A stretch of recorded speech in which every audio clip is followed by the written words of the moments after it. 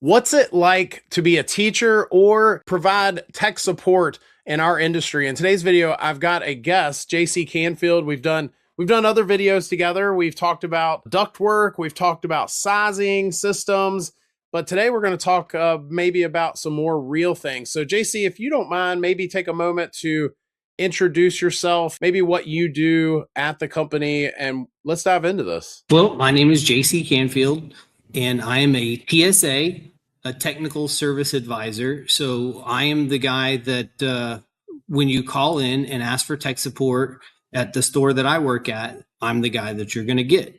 And if you have any kind of problem, whether it be, superheat and subcooling issues or refrigerant charge issues, or down to individual error codes, I'm the guy that looks up the information and helps you figure out the problem. I think there's a lot of folks that get in our trade that think that what you do and what I used to do is more glamorous than what maybe it is. Maybe they sit in a class and think, I'd like to do that. Or maybe it's more glamorous than what they thought. I don't know. In our industry, the opportunities are endless, right? So when I first started at a company, I was a helper and I started fixing some air conditioners. And I kind of looked at the company I was at there. I think at that company, there was really only a couple of us, but even a larger company, let's say there's 10 employees, and I'm looking at the guys that have been there for 20 years. And I just remember thinking, well, that's what my 20 years from now looks like.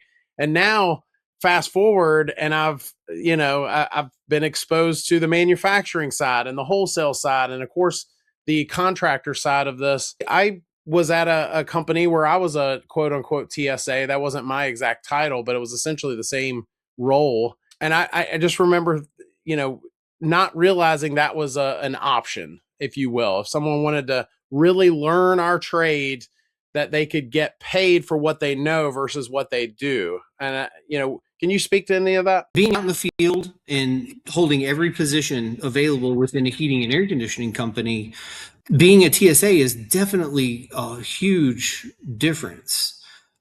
Being paid for what you know, I didn't ever dream that was going to be a thing. I thought I was just going to have to amass all this knowledge and then use it for my benefit for fixing things for customers.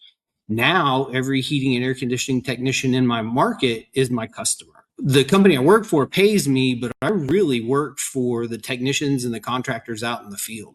It's a pleasure and it's an honor because I get to talk to some of the smartest guys in the industry and then new guys coming into the industry. The number one skill that I think that I developed at a young age that is the most handy is being able to not make people feel small, no matter how smart they are or no matter how inexperienced they are. Not making people feel small is probably the number one skill that I have. And that's the one that's brought me the most success. Even if all of the knowledge that I've amassed is having the ability to not make people feel small and make everybody I talk to feel important. I'm so glad you brought that up. I remember, we have a front row seat at times to other companies and other technicians.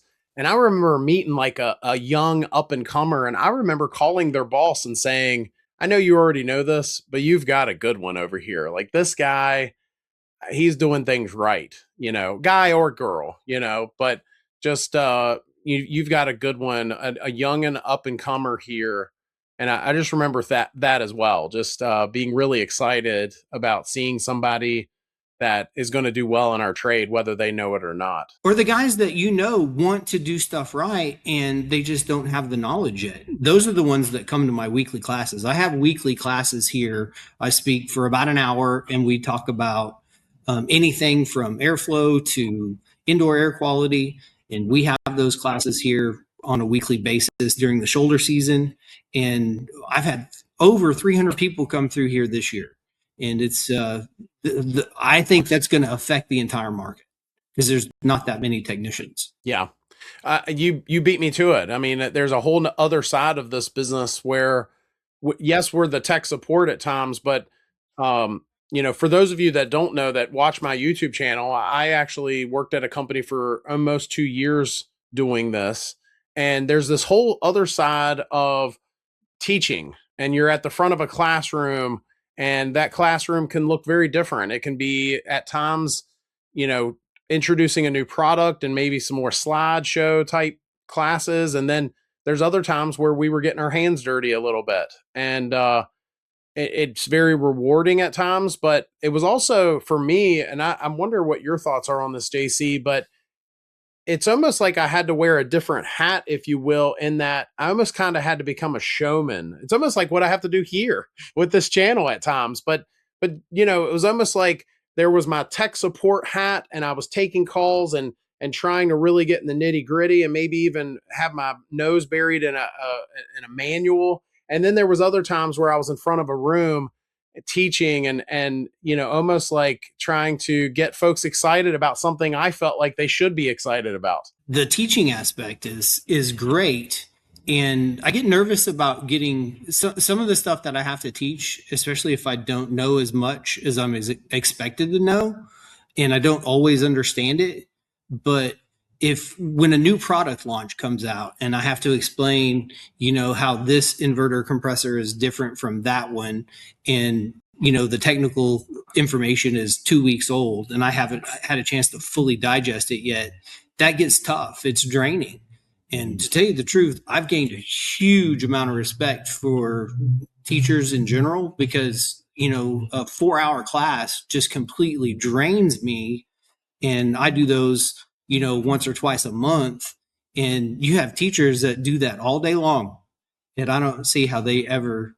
I mean, it just completely drains me. Can you imagine, half your students don't want to be in your class? Yeah, mad respect to teachers out there.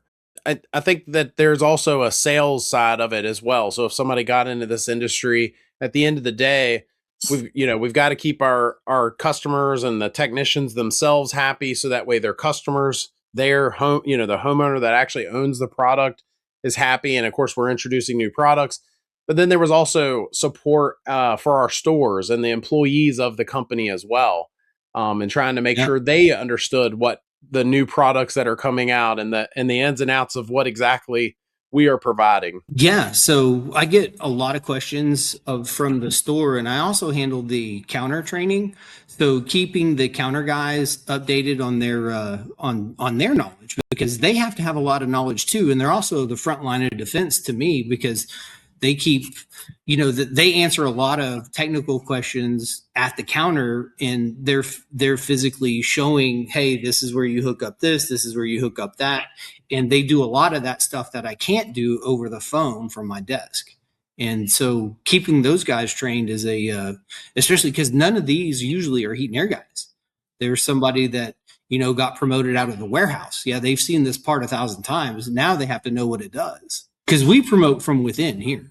I guess just to kind of wrap this up real quick, and we might do a part 2 to this, if maybe get into some more of the nitty gritty of what the job entails. But I wanted to talk real quick. If somebody were to be considering a job like what you do, JC, and what I used to do, if it's a fit, because I remember having folks that I worked with and even employees of mine that said they wanted to work their way up to that. I'd be curious what your thoughts are, because before I met you, I was always under the impression that for someone to hold that job, they almost essentially needed to be a business owner at some point. In fact, most people that hold that job are like, they're former business owners.